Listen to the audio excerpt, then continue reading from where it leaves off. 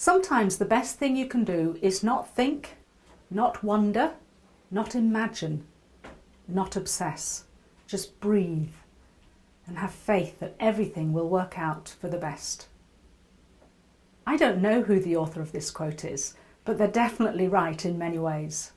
All of us create so much self-induced stress and therefore resistance to our progress through life by being in our head so much and paying so much attention to the constant narrative that goes on, which is often not true, but a reaction to what's going on and also based on our past experiences.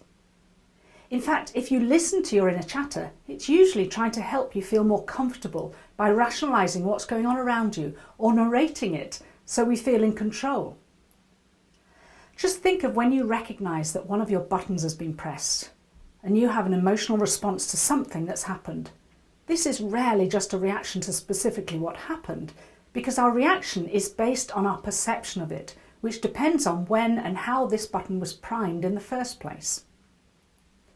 As an example, maybe just before a meeting at work, you've heard that your boss is not happy about a piece of work you and your team colleagues have been involved with.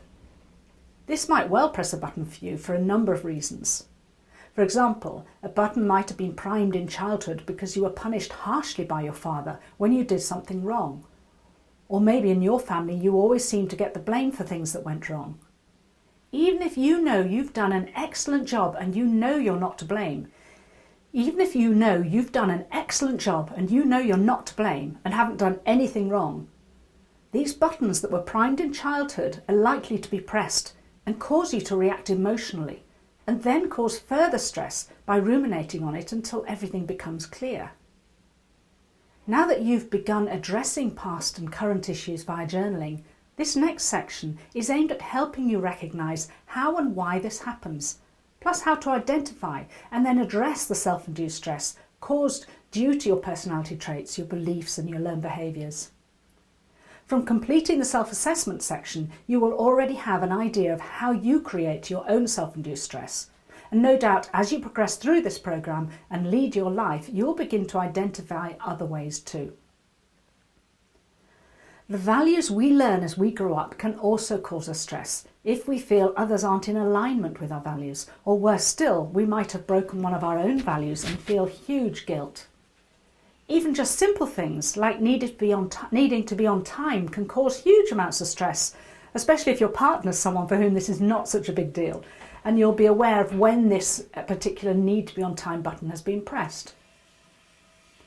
Being able to recognise those times when a button has been pressed, identifying the difference between what's happening in the present moment and the response caused by a prime button being pressed will help you deactivate the emotional charge that was triggered, which over time will help you begin to neutralise a particular button and the nerve pathways related to it.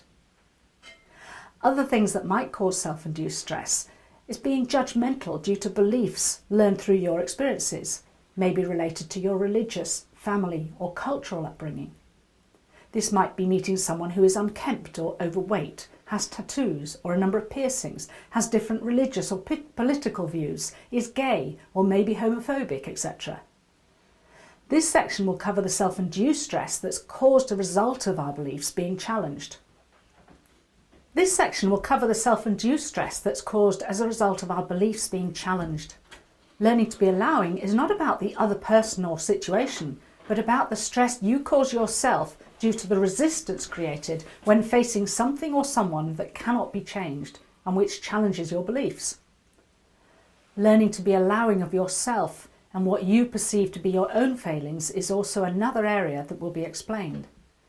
The aim with anything that results in self-induced stress is being able to identify how and when it's caused, learn strategies to acknowledge how you feel and eventually reduce it.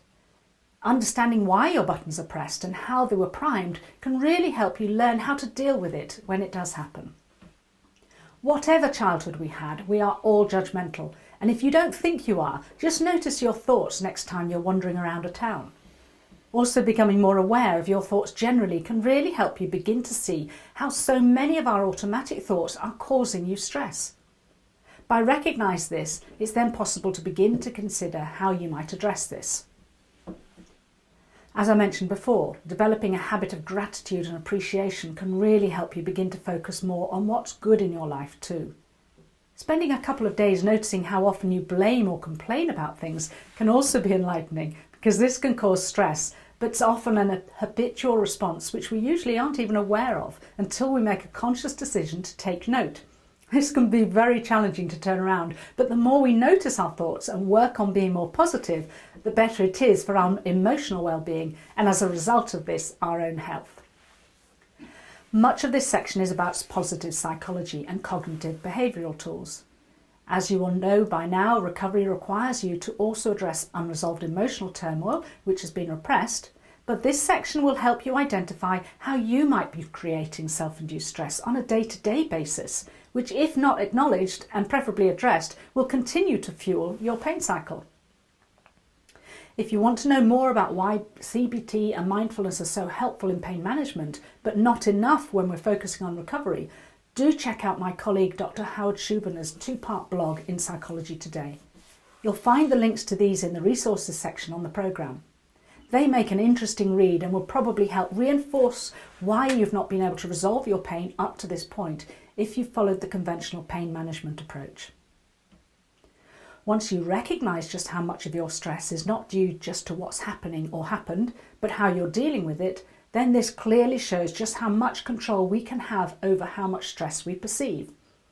In fact, in Kelly McGonigal's TED Talk, which I mention in my book and on the programme, she talks about the research which demonstrates how, although stress can be harmful to our bodies, if we see it as just a way for our bodies to prepare ourselves for action and not as a threat, it can actually have a positive effect on the body.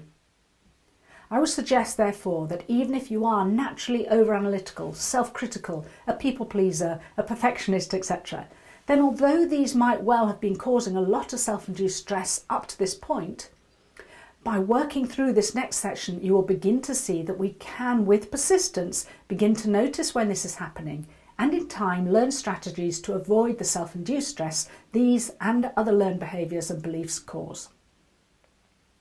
Certainly understanding why I am who I am based on my own childhood and previous experiences helped me to become much more compassionate of myself and to see when and how I could begin to work on the ways that I personally cause myself self-induced stress. I'm a work in progress like everybody else, but much further on my journey than I was 8 years ago, and thankfully a lot healthier too.